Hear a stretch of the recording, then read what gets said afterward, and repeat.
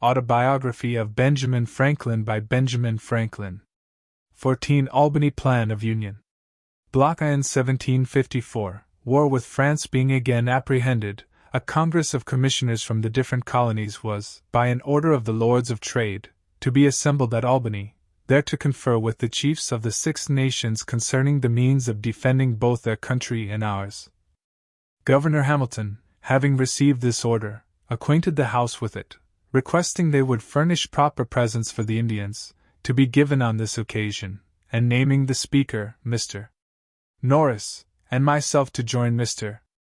Thomas Penn and Mr. Secretary Peters as commissioners to act for Pennsylvania. The House approved the nomination, and provided the goods for the present, and though they did not much like treating out of the provinces, and we met the other commissioners at Albany about the middle of June. In our way thither, I projected and drew a plan for the union of all the colonies under one government, so far as might be necessary for defense, and other important general purposes. As we passed through New York, I had there shown my project to Mr. James Alexander and Mr. Kennedy, 2 gentlemen of great knowledge in public affairs, and being fortified by their approbation, I ventured to lay it before the Congress. It then appeared that several of the commissioners had formed plans of the same kind. A previous question was first taken, whether a union should be established, which passed in the affirmative unanimously. A committee was then appointed, 1 member from each colony, to consider the several plans and report. Mine happened to be preferred, and with a few amendments, was accordingly reported. Join or die. By this plan the general government was to be administered by a President General, appointed and supported by the Crown, and a Grand Council was to be chosen by the representatives of the people of the several colonies, met in their respective assemblies. The debates upon it in Congress went on daily, hand in hand with the Indian business. Many objections and difficulties were started, but at length they were all overcome, and the plan was unanimously agreed to, and copies ordered to be transmitted to the Board of Trade and to the assemblies of the several provinces. Its fate was singular.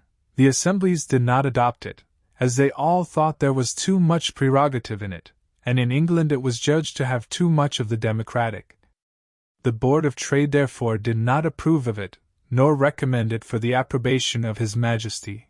But another scheme was formed, supposed to answer the same purpose better, whereby the governors of the provinces, with some members of their respective councils, were to meet and order the raising of troops, building of forts, etc., and to draw on the treasury of Great Britain for the expense, which was afterwards to be refunded by an Act of Parliament laying a tax on America. My plan, with my reasons in support of it, is to be found among my political papers that are printed. Being the winter following in Boston, I had much conversation with Governor Shirley upon both the plans. Part of what passed between us on the occasion may also be seen among those papers. The different and contrary reasons of dislike to my plan makes me suspect that it was really the true medium, and I am still of opinion it would have been happy for both sides the water if it had been adopted. The colonies, so united, would have been sufficiently strong to have defended themselves. There would then have been no need of troops from England.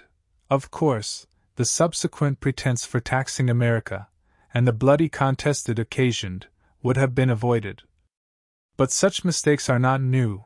History is full of the errors of states and princes. Look round the habitable world, how few know their own good, or, knowing it, pursue.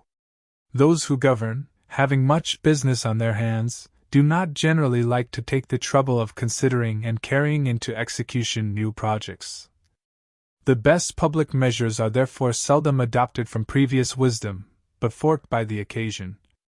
The governor of Pennsylvania, in sending it down to the Assembly, expressed his approbation of the plan, as appearing to him to be drawn up with great clearness and strength of judgment, and therefore recommended it as well worthy of their closest and most serious attention. The House, however, by the management of a certain member, took it up when I happened to be absent, which I thought not very fair, and reprobated it without paying any attention to it at all, to my no small mortification.